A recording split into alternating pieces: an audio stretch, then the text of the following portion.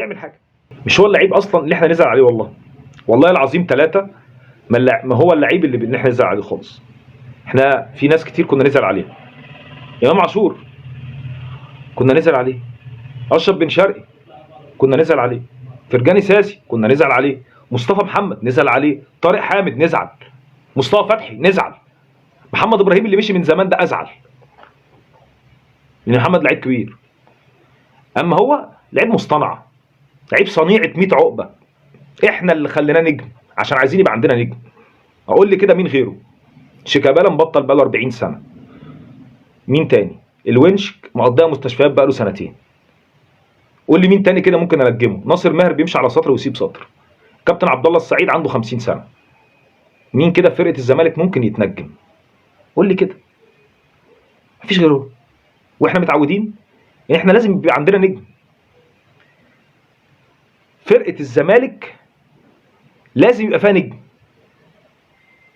فاحنا خلينا نجم عشان هو اللي مستمر، هو اللي مكمل وارقامه حلوه، مع ان نص ارقامه ضربات جزاء. ولو ما كانش في الزمالك ما كانش هيدوا له الفرصه ان هو كل ضربات الجزاء يلعبها حتى في وجود عبد الله. فانا زيزو مش زعلان عليه، ومبسوط جدا باللي بيعمله، لان الحمد لله كنت متوقعها منه ومن ابوه. فاكرين البوست بتاع ابوه لما رد على تويته ممدوح عباس قال لك الرد سيكون قاسي ومسلسل؟ فاكرين؟ تخيلوا هذا التافه النكره اللي لما يجي حد يقول عليه يقول لك ده ابو زيزو، اللي هو اصلا ما فيه مفيش انت نفسك مفيش. وبدل ما تكون انت المثل والقدوه لابنك، لا انت بتسترزق من ورا ابنك. فانت شخص تافه تقول الرد سيكون قاسي ومزلزل. ممدوح عباس ما طردوش بس يا استاذ نبيل، ممدوح عباس شتمه. فانا يعني الناس دي فادت الزمالك بايه؟ وايه اللي ممكن يضر الزمالك لو مشوا، لو غاروا، لو علاقتنا انقطعت بيهم؟ ايه اللي ممكن يضرنا؟ انا فريق واقع، بس ما انا واقع. يعني واحد مثلا عامل عمليه الزايده ومرمي على السرير، تمام؟ بعد كده ضرسه وجعه، يسيب كل حاجه يقول لك ضرسه واجعني؟ انا اصلا كده تعبان. لما بقى اخف واقوم من الزايده هبقى احشي ضرسي. فاللي زي زيزو ده حشو ضرس، موضوع تعويضه سهل جدا، انت هتعوضه باللي احسن منه اصلا. يعني الاسامي اللي بيدور فيها الزمالك في الحته دي كلهم احسن منه والله العظيم. اذا كان ادم والناس او كوتيسا او ادم كوليبالي بتاع الهلال السوداني او بوكو بتاع غانا، الخمسه سته اللي هم الزمالك بيدور في فلكهم في الحته دي عشان يدعم في الحته دي كلهم احسن منه. فانا والله اتمنى من كل قلبي، عشان الموضوع برضو بدات الناس تدعي وتستدعي ومش عارفه الخطيب. انا طالع عشان الموضوع ده اصلا.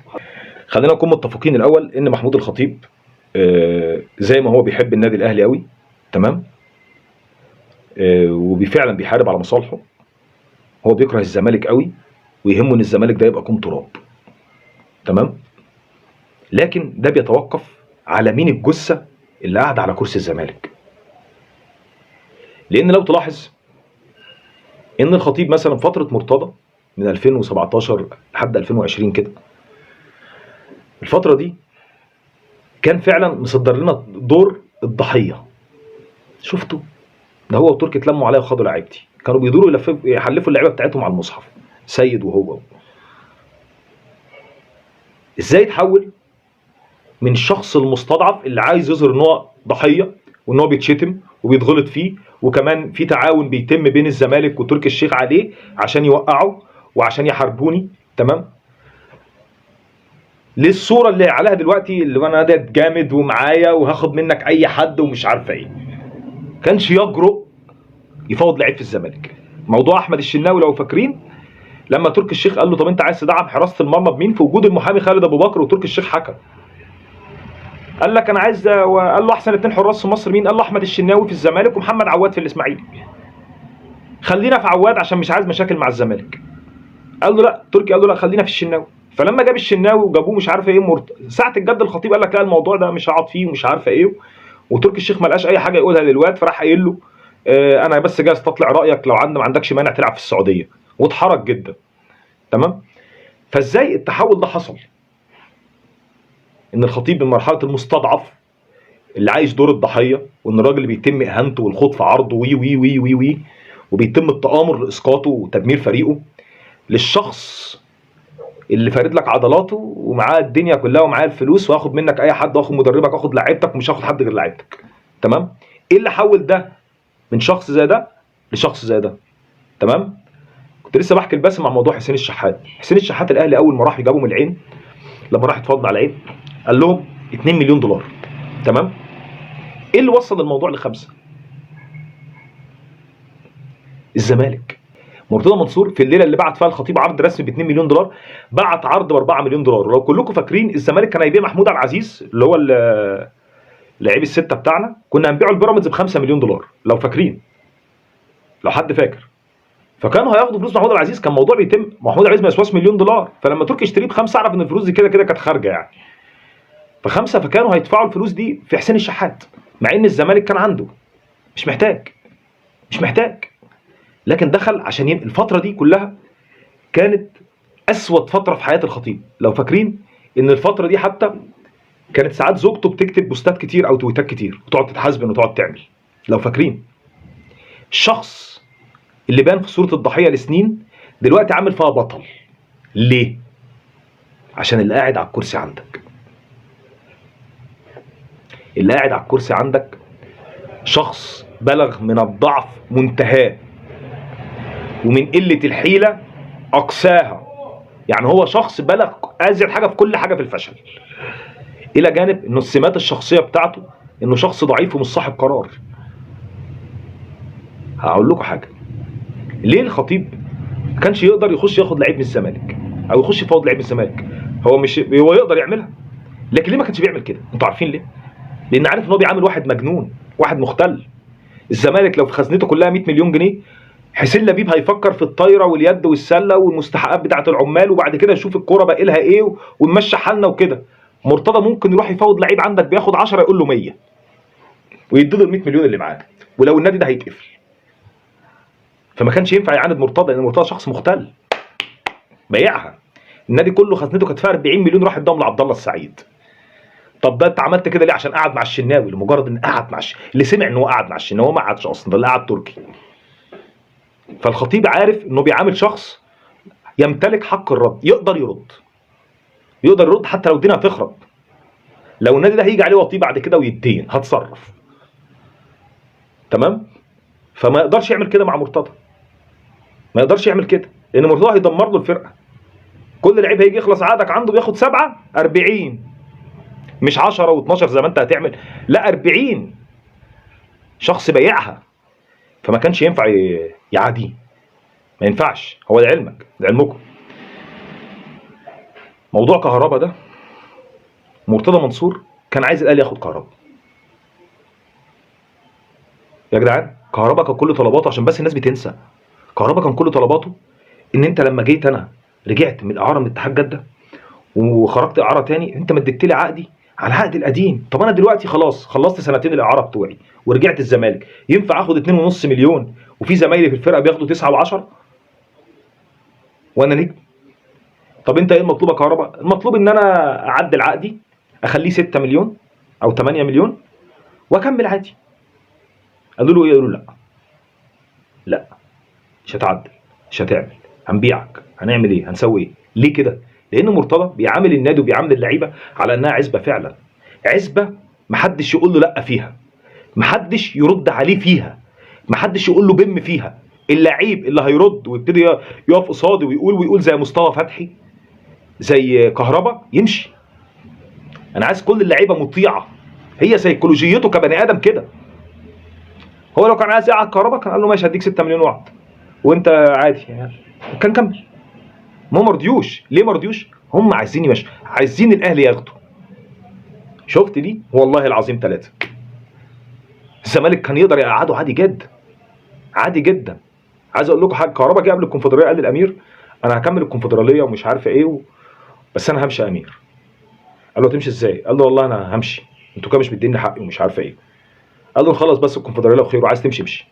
قال له طب لو جبت الكونفدراليه هتعدلوا لي العقد؟ قال له لا ما وعدكش. ودي قالها امير، قال له ما وعدكش. ليه؟ هم عندهم النيه، مصطفى فتحي ده يا جدعان انت عارف بيتباع ازاي؟ حد وكيل لاعبين مرتضى قال له بيع مصطفى، قال له هجيب لك من التعاون السعودي مليون دولار. مليون قليل، كان فاضل له سنه مصطفى، بس مليون قليل جدا على مصطفى. قال له ماشي موافق. هو عايز يبيعه، عايز يبيعه ليه؟ عشان رد عليه، عشان ما بيقولوش حاضر ونعم. هو عايز اللعيبه كلها تقول حاضر ونعم، عايز الناس كلها تقول حاضر ونعم. ليه كان بيحب فرجاني وبن شرقي والعيال دي؟ عشان بيدوا له وضع سياده المستشار واحنا عايز مستحقاتنا خد. اللعيبه دي ما كانتش بتشتكي ولا كانت بتعمل ايه؟ لان هم بيقولوا له سياده المستشار انت ابويا ومش عارف ايه، فبيروح يقول بكره هتلاقي رصيدك في البنك، هتلاقي عقدك في البنك، مستحقاتك في البنك. فكان بيلاقيها كلمته واحده معاهم. هو بيعامل ناس وناس، هو شخص ليه طبيعه معينه. فاللي زي ده ما كانش الخطيب ينفع يعاديه بما يرضي الله. مرتضى اكتر شخص اضر بالزمالك، لكنه وشهاده لله كان يعلم كيف يكون ندا. هو ند، هو ممكن لو الدنيا هتخرب اخد منك 3 لو هبيع النادي، ما عندوش مانع. اما حسين لبيب الصوره الذهنيه اكبر قلعه رياضيه، وشك للحيط وقفك ليا راجل. مفيش خالص، لا تعرف هو شخصيه، وبعدين هو مش شخصيه، هو موضوع توافقي. انا خايف ازعل هاني شكري فانت امسك كذا يا هاني، مش عايز ازعل عمرو ادهم فانت امسك كذا يا عمرو، مش عايز ازعل مش عارف مين. هي ما القياده مش كده.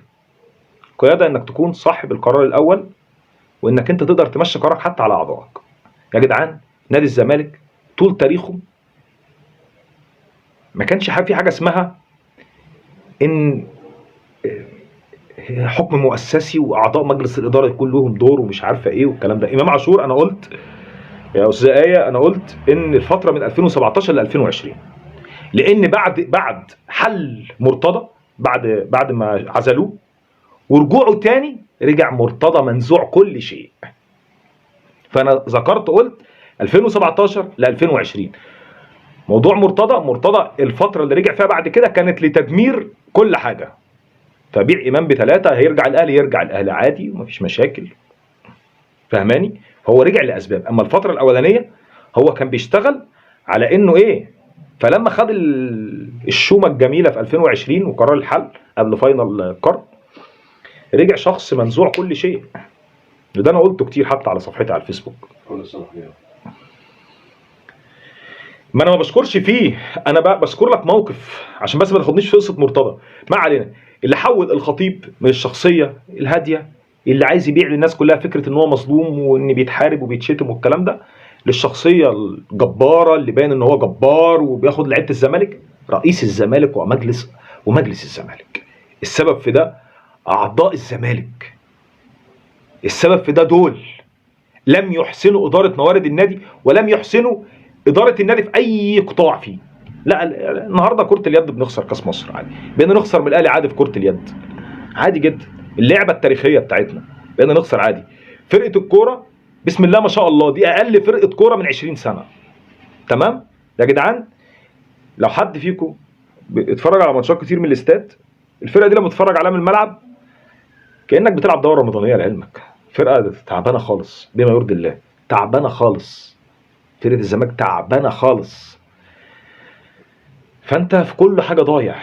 فانت اذا كان بيتك من جوه متفرتك 100 حته وعقده فارط منك، اللي بره هيعملوا فيك ايه؟ الشيخ كشك لما كان بيتكلم عن موضوع سد النهضه قال كلمه حلوه قوي في نهايه الفيديو بتاعه، قال لك ان لم نتذئب ستاكلنا الذئاب.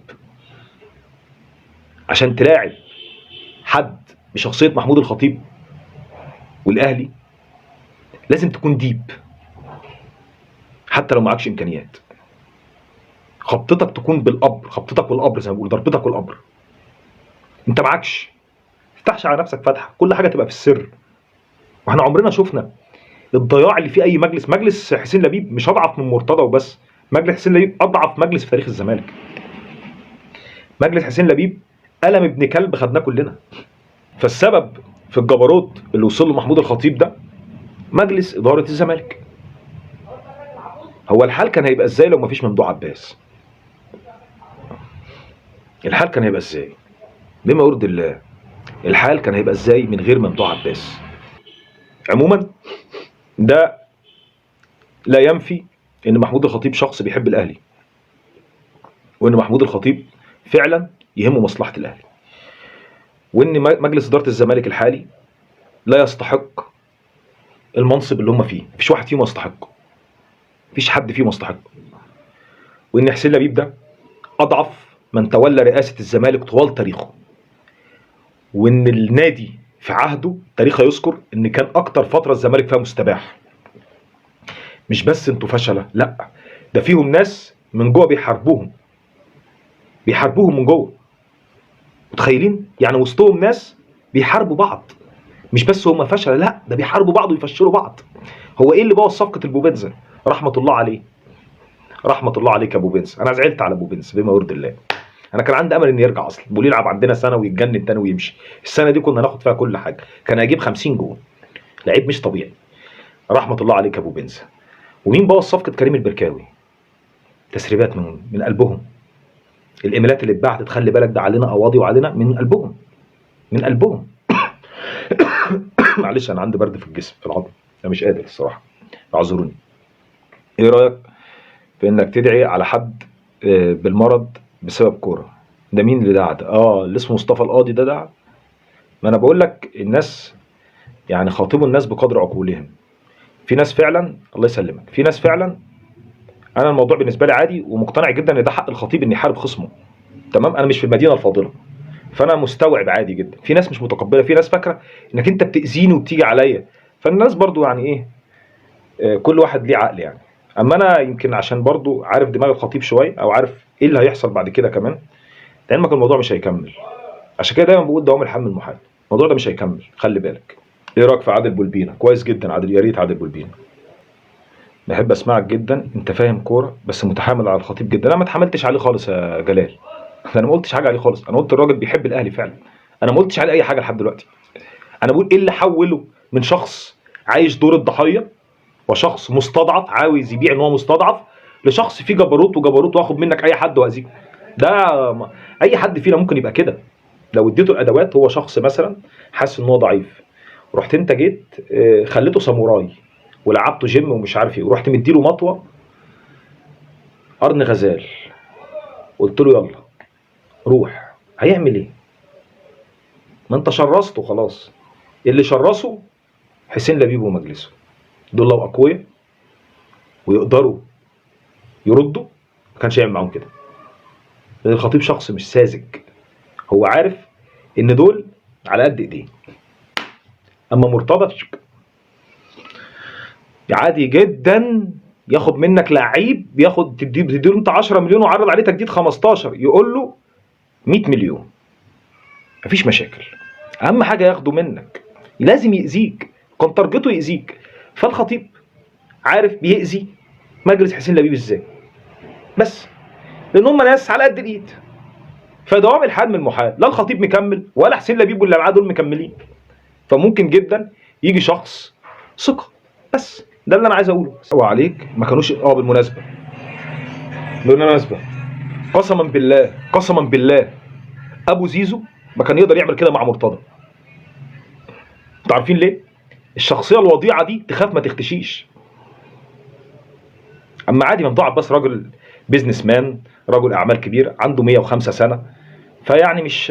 اما مرتضى انت بتعمل معاه كده، طب ماشي، 90 قضيه على كل محاكم مصر، 40 تسريب صوتي مضروب ليك، قضايا ومشاكل وتليفونات بتجيلك تهديد هتخش في مشاكل لا حصر لها. هتخاف، هتيجي هيبعت لك عربيه بسواق، عربيه فيرنا بسواق هيجيبك عادي من المنيا، اقعد امضي يلا خلص، انت عايز كام هديله كذا يلا. هو شخص حاسم. فالوضيع الكبير راجل يخاف ما يختشيش، هو كده، هو يخاف ما يختشيش. فاللي زي ده مرتضى جدير جدا بالتعامل معاه. اما حسين لبيب ولع لي يا ابني يا كابتن مصطفى، احنا مش هنبيع النادي عشان نقعد زيزو، وانت بتستجدي ليه؟ اللي زي ده تديله على دماغه يا تديله على دماغه، بس انت حتى مش عارف يعني. هو بصوا يا جدعان، صفات القياده مش في حسين لبيب من الاخر، هو شخص مش قيادي، هو شخص طيباتي فالضعف ده اللي عليه ده، الى جانب ان هو مش مسيطر على كل الامور، خلته لقمه سهله للخطيب. انا حزين حزين ان نادي الزمالك وصل للمرحله دي، قسما بالله حزين حزين ان احنا وصلنا للمرحله دي. انا شايف الدنيا سودة. انا اخبار الصفقات والناس اللي بتقول صفقات راحه وصفقات جايه دي،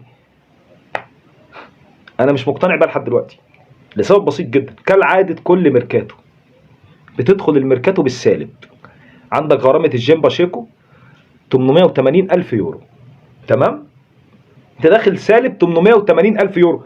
وفي كمين اتنصب لنا بتاع اتحاد الكوره، وان لازم تساوي مديونياتك مع اتحاد الكوره، لان احنا التزمنا معاهم باقساط وما التزمناش بيها.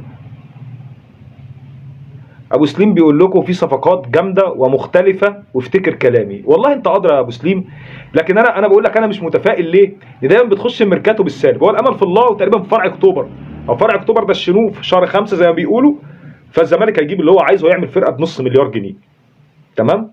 لكن لو ما تمش فصعب الموضوع، صعب الموضوع، بس هيدعم صفقتين ثلاثه وخلاص على كده. لكن انت ابو سليم عايزك تفهمني، انا اللي شفت منهم يخليني حتى مش واثق في قدام، مش واثق. انا واثق بس في عمرو الجنايني وميدو وحازم امام بس. فانت كنادي الزمالك رئيسه لازم، انا ما يهمنيش تقول لي مجلس مؤسسي وواحد مسؤول عن ملف الاشتراكات، وواحد مسؤول عن العضويات، وواحد مسؤول عن الاعضاء، وواحد مسؤول عن ملف الطايره واليد والسله ومش عارفه ايه، وكل واحد معاه ملفات وكل واحد بيدير ملفاته. مش كده، مش كده ابدا، عمره ما مشي بكده. عايزين واحد جامد ومعاه شويه ناس بيقولوا له حاضر، واحد لا مؤاخذه يعني لاسع لباسه بسجاره، واحد زي مرتضى بس ما يكونش مرتضى، يكون بصفات تانية. لعلمكم مرتضى كان قدامه فرصه يبقى رئيس تاريخي، اصل ربنا مسلط عليه دماغه عشان هو فعلا مش بني ادم مش سوي. والله كان ممكن يبقى رئيس تاريخي، ده مختل يخرب بيت اهلك يا شيخ، وديتنا ووديت نفسك في داهيه، يجيني خبرك. كان احترم نفسه، كان زمانه مكمل لحد ما بقى عنده 100 سنه، كان زمانه حاطط كرسي وقاعد في النادي وماسك الحديده وبيهاتي عادي، كان بايده. واحد فاهم وصايع اداره، لا مش عايز واحد لا فاهم ولا عايز واحد صايع اداره، انا عايز واحد جامد يحب نفسه قوي ويكون بيحب النادي ومعاه فلوس. اللغه لغه المال، الفلوس اللي لك كل ده، كل ده الفلوس. لا اداره ولا كادر اداري مش عارفه ايه. اداره هيجيب ايه؟ هيجيب البذر مش عارفه منين، مش هيعمل حاجه. الاداره مش هتعمل حاجه يا باشا، لا تغني، لا تغني الاداره، لا تغني.